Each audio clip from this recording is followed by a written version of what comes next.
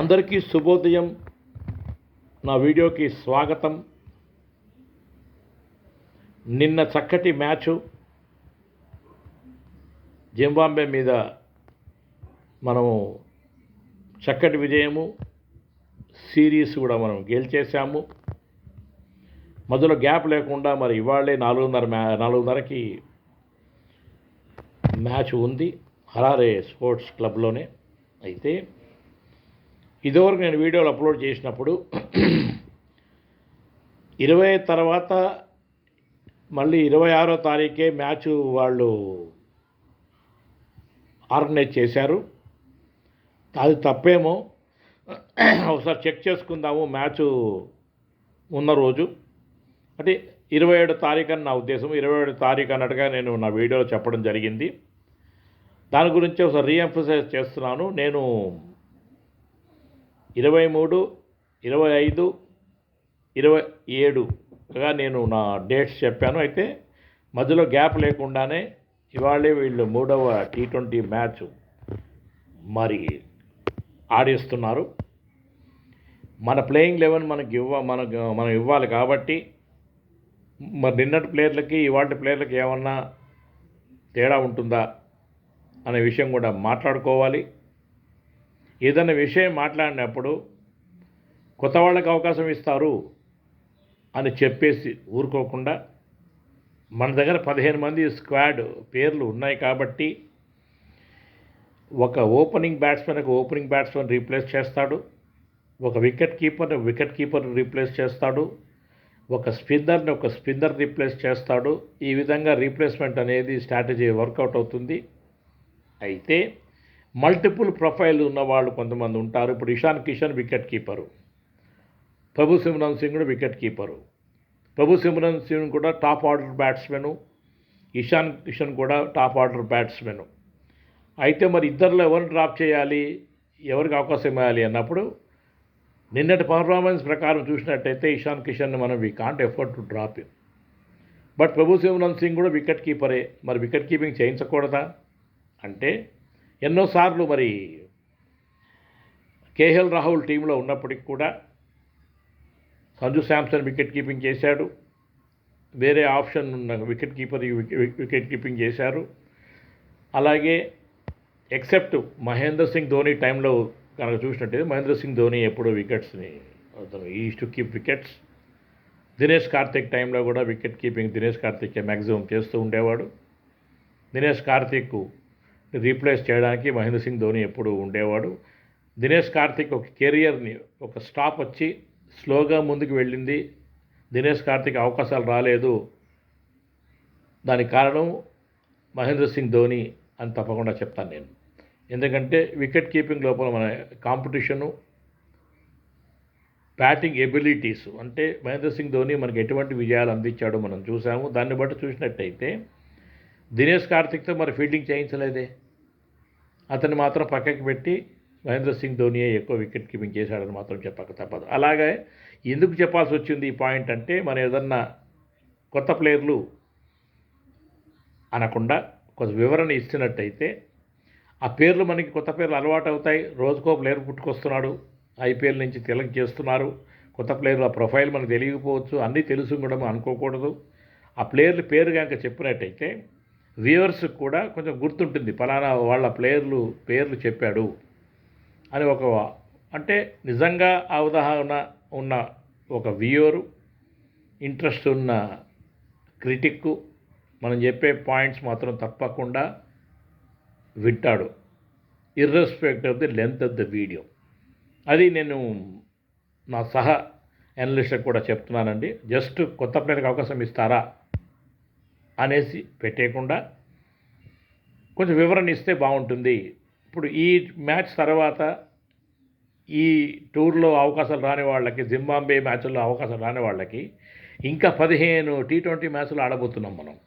వాటిలో ఏమైనా అవకాశం ఇస్తారా? జింబాబ్వే టూర్ తర్వాత కొంచెం గ్యాప్ ఉంది కాబట్టి ఈ లోపల టీంని రీప్రిపేర్ చేస్తారా? రింకు సింగ్ సరైన అవకాశాలు రాలేదు. నిన్న వచ్చినప్పటికీ ఆడినప్పటికీ ఫ్యూచర్ మ్యాచ్లో రింకు సింగ్ ఏమైనా అవకాశం ఉందా? వైభవ్ సూర్యవంశీకి ఎవరన్నా కూర్చోబెట్టి మాట్లాడతారా? యాటిట్యూడ్ పాయింట్ ఆఫ్ వ్యూ మంచిదే. అతను 50 రన్లు కొట్టాడు. తర్వాత మళ్ళీ నిన్న చూసినట్టయితే చూసాము ఏ విధంగా అతను తొందరపడతాడో షాట్ కొట్టడానికి. అభిషేక్ శర్మ మంచి ప్లేయర్ అయినప్పటికీ నిన్న బ్యాటింగ్లో కన్నా బౌలింగ్లో అతను మరి ప్రూవ్ చేసుకున్నాడు. అలా అని చెప్పి మళ్ళీ ఈ మ్యాచ్ ఆడిపియాలా? మరి ప్రభు సిమ్రన్ సింగ్ ఏమైనా అవకాశం ఇస్తారా? ఇవ్వాలి. ఈ విధంగా కనుక మనం కంపేర్ చేసినట్టయితే ఒక అవగాహన వస్తుంది. వ్యూయర్స్కి కూడా ఈ అనలిస్ట్ ఏం ఆలోచిస్తున్నాడు, ఎందుకు అలా మాట్లాడాడు అనే అవగాహన మనం తప్పకుండా వ్యూయర్స్ కలిగించాలి. నాకు వచ్చే మ్యాక్సిమం పాయింట్స్ వీటి మీదే వస్తుందండి. మీరు ప్లేయింగ్ 11 చెప్తారు, తప్పకుండా ఒక 1 or 2 ప్లేయర్స్ మాత్రము మిస్ అవుతారు. మీరు చెప్పిన దాంట్లో వాళ్ళ ఆలోచన వేరేగా ఉంటుంది, మీ ఆలోచన వేరేగా ఉంటుంది. అంటే నేను ఇదే స్ట్రాటజీ ప్రకారము ఆలోచించి కొత్త వాళ్ళకి అవకాశం ఇవ్వాలనే ఉద్దేశంతో నేను మాట్లాడతాను. అయితే మ్యాచ్ గెలిచాక సాధారణంగా నా అబ్జర్వేషన్ ప్రకారము భారత జట్టు సెలెక్టర్సు టీముని మార్చరండి. అలా అని చెప్పి మార్చకపోవచ్చు కూడా. నిన్న చిత్తుగా మనం ఓడించాం కాబట్టి సేమ్ టీం కంటిన్యూ కావచ్చు. అంటే ఇప్పుడు అశోక్ శర్మకి అవకాశం రాలేదు. కాబట్టి మరి మయాంక్ మార్కండేకి ఆల్రెడీ అవకాశాలు వచ్చాయి కాబట్టి మరి వేరే ప్లేయర్లు ఎవరికైనా అవకాశం ఇవ్వచ్చు కదా అని నేను కూడా మాట్లాడవచ్చు. శ్రేయాన్స్ షిడ్గేకి ఇంతవరకు అవకాశం రాలేదు. రవి బిష్ణు ఆడినప్పటికీ హర్ష్ డూబేకి ఇంకా అవకాశం రాలేదు. ఆ విధంగా ఆలోచించినట్టయితే మార్పులు చేయవచ్చు. కానీ నిన్నటి విజయం ప్రకారం చూసినట్టయితే, వీళ్ళ స్ట్రాటజీ ప్రకారం చూసినట్టయితే మార్పులు లేకపోవచ్చు. ఈ విధంగా కూడా మనం ఒకసారి ఆలోచించవలసి ఉంటుందండి. ఏది ఏమైనా ఫ్యూచర్ మ్యాచెస్ ఇన్ఫర్మేషన్ కూడా ఇస్తున్నాను. అశోక్ శర్మకి మరి ఈ మ్యాచ్ ఏమైనా అవకాశం ఇస్తారా?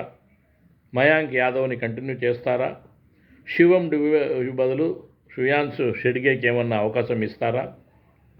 తిలక్ వర్మ కంటిన్యూ అవుతాడు, శ్రేయస్ అయ్యర్ కంటిన్యూ అవుతాడు, కెప్టెన్ వైస్ కెప్టెన్ కాబట్టి. వైభవ్ సూర్యవంశీకి ఏమన్నా కూర్చోబెట్టి ఎక్స్ప్లెయిన్ చేస్తారా? మరి ఇప్పుడు అభిషేక్ శర్మ బదులు ప్రభా సుబ్రహ్మణ్యం సింగ్ ఏమైనా అవకాశం ఇస్తారా?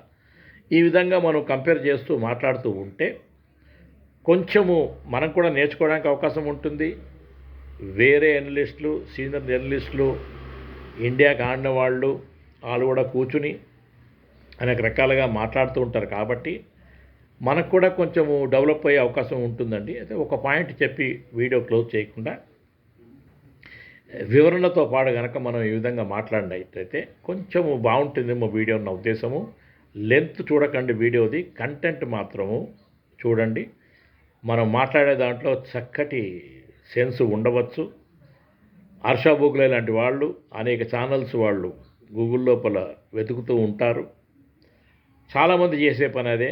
వాళ్ళ అభిప్రాయమే కాకుండా వేరే వాళ్ళు ఏం మాట్లాడుతున్నారు అనే దానికోసం వాళ్ళు అనేక రకాలుగా వెతుకుతూ ఉంటారు. చిన్నవాళ్ళము పెద్ద అనలిస్టులను కాకుండా మనం చెప్పే దాంట్లో మంచి పాయింట్ ఉంటే మాత్రం వాళ్ళ వైపు నుంచి వాళ్ళు అకామిడేట్ చేసి దాని గురించి మాట్లాడతారు. మన పేరు చెప్పనప్పటికీ మనం అదే లైన్లో మాట్లాడాం కాబట్టి మనం చెప్పే దాంట్లో యాక్యురసీ ఉండి, సెన్స్ ఉండి, లాజిక్ ఉంటే తప్పకుండా మనం మంచి అవగాహన పెంచుకున్నట్టే క్రికెట్ విషయంలో మన ఎనాలిసిస్ సరిగ్గానే మనం చేస్తున్నామనే చెక్ కూడా మనం చేసుకోవచ్చు. ఇది నేను చెప్పేది. నా సహా ఎనలిస్టులకు కూడా నేను రిక్వెస్ట్ చేస్తున్నాను, నిరుత్సాహపడద్దు. మీరు మైండ్లో ఏది ఉంటే అది చక్కగా మాట్లాడండి. అయితే నా 11 ప్లేయర్లు చెప్పాక ఇండియా ఫ్యూచర్ మ్యాచెస్ T20 ఫార్మాట్లో 15 మ్యాచ్లు ఆడబోతున్నాము. ఆ డీటెయిల్స్ ఇస్తానండి. అయితే ఇప్పుడు ప్రభు సిమ్రన్ సింగ్ని నేను అకామిడేట్ చేస్తున్నాను. అతను వికెట్ కీపింగ్ కూడా చేస్తారు. అలా అని చెప్పి ఇషాన్ కిషన్ నేను పక్కన పెట్టడం లేదు. మరి ఇషాన్ కిషన్ ఫీల్డింగ్ మంచి ఫీల్డరు, మంచి క్యాచ్లు పడతారు కాబట్టి ఇషాన్ కిషన్ని ఫీల్డర్గా వాడుకుని ప్రభు సిమ్రన్ సింగ్కి వికెట్ కీపింగ్ బాధ్యతలు ఇస్తారు. వైభవ్ సూర్యవంశీ నిలకడగా ఆడాలి. 3వ పేరు ఇషాన్ కిషను, 4వ పేరు శ్రేయస్ అయ్యర్, 5వ పేరు తిలక్ వర్మ, 6వ పేరు రింకు సింగ్, శివం డూబే ఆర్ శ్రేయాన్స్ షిడ్గే. ఇద్దరిలో ఒకళ్ళు ఉండబోతున్నారు. హర్ష్ డూబే కానీ రవి బిష్ణోయ్ కానీ ఇద్దరిలో ఒకళ్ళని తప్పకుండా అకామిడేట్ చేస్తారు. అయితే ప్రిన్స్ యాదవ్ కంటిన్యూ అవుతారు. అశోక్ శర్మకి అవకాశం రాబోతోందని నేను భావిస్తున్నాను. మయాంక్ యాదవ్ అతని మీద ఏదో కొంచెం నెగిటివ్ కామెంట్ వచ్చింది. అతను డూప్ టెస్ట్కి పంపాలి, energy levels point of view అన్నట్టుగా మాట్లాడారు. ఎవరు మాట్లాడారు అనేది అవసరం లేదు పేర్లు. 145-150 కిలోమీటర్ స్పీడ్లో బౌలింగ్ వేస్తున్నాడు మయాంక్ యాదవ్ అంటే అతను డూప్ టెస్ట్ పంపండి అన్నట్టుగా ఒక కామెంట్ వచ్చింది. అది ఎంత మాత్రం నిజం అనేది మనకు తెలియకపోయినా కొంచెం అయితే మరి ఆ పాయింట్ వైరల్ అయిందని మాత్రం చెప్పక తప్పదు. ఈ మ్యాచ్ అయిపోయాక ఇంకా 15 మ్యాచ్లు ఆడబోతున్నాము ఇండియా T20 ఫార్మాట్ లోపల. కాబట్టి మన టీం వెనక్కి వచ్చాక మళ్ళీ రీఫామ్ చేసి కొత్త ప్లేయర్లకు ఏమైనా అవకాశం ఇస్తారా మనం ఒకసారి ప్లాన్ చేసుకోవచ్చు.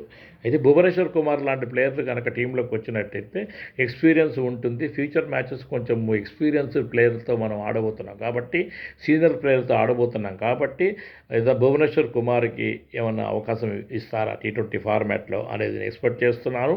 అలాగే యజువేంద్ర చాహల్ లాంటి ఎక్స్పీరియన్స్ స్పిన్నర్ని వాళ్ళు ఏమైనా అకామిడేట్ చేయగలుగుతారా, ఇదొకటి మనం ఆలోచించవలసి ఉంటుందండి. మహమ్మద్ షమి లాంటి వాళ్ళకి ఏమన్నా ఫ్యూచర్లో అవకాశం ఉంటుందా అని కూడా నేను ఆలోచిస్తున్నాను. ఏది ఏమైనా మహమ్మద్ సిరాజ్ లాంటి ప్లేయర్ని పక్కకి పెట్టారు ఎక్స్పీరియన్స్. ప్రపంచ కప్ ముందు మనం కనుక ఓవర్సీఎస్ టూర్లో కనుక ఇటువంటి ఎక్స్పీరియన్స్ ప్లేయర్లను కనుక మనం ఎక్స్పోజ్ చేసినట్టయితే కండిషన్స్కి అలవాటు పడతారండి. సౌత్ ఆఫ్రికా, జింబాబ్వే వాళ్ళ నేతృత్వంలో ప్రపంచ కప్ 50 ఓవర్ల ఫార్మాట్లో రాబోతుంది కాబట్టి దానికి అనుగుణంగా మరి మొత్తం ప్రాసెస్ మేనేజ్మెంట్ ఉంటుందని అనుకుంటున్నాను. అది నేను వివేక్ లక్ష్మి మీద కామెంట్ చేయట్లేదు. వివేక్ లక్ష్మి ఎంత మంచి బ్యాట్స్మెన్ అందరికీ తెలుసు. కానీ easy really capable to coach T20 and ODI team because is known for the test match. ఒక కామెంట్ మాత్రం నేను చేస్తున్నాను, అన్యంగా భావించవద్దు.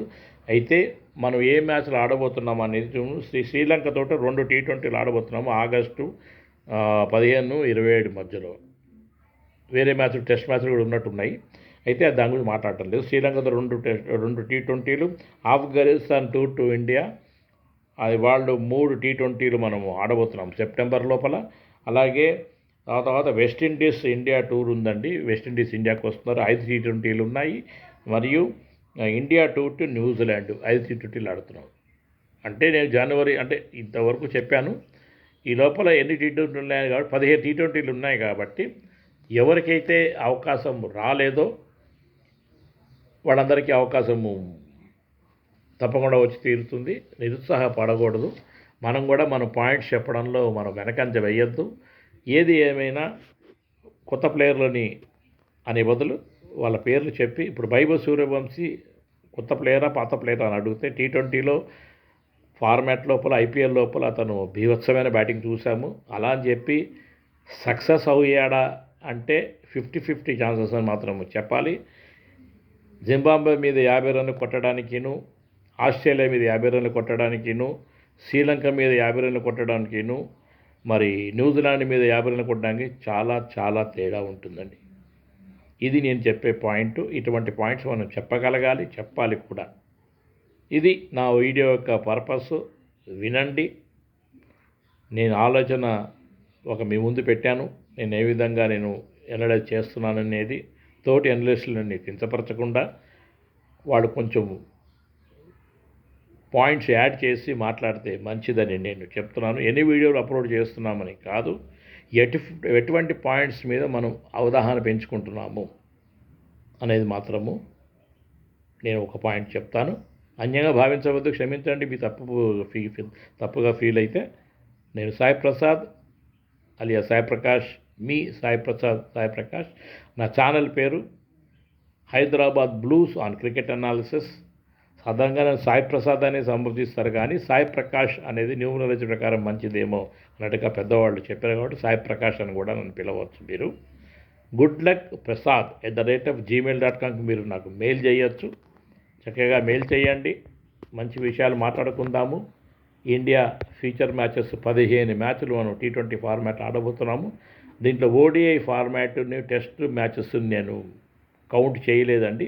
ఎందుకంటే మనం T20 ఫార్మాట్ గురించి మాట్లాడుతున్నాం కాబట్టి, T20 టీమ్ చేంజెస్ గురించి మాట్లాడుతున్నాం కాబట్టి ఈ పాయింట్ వచ్చింది.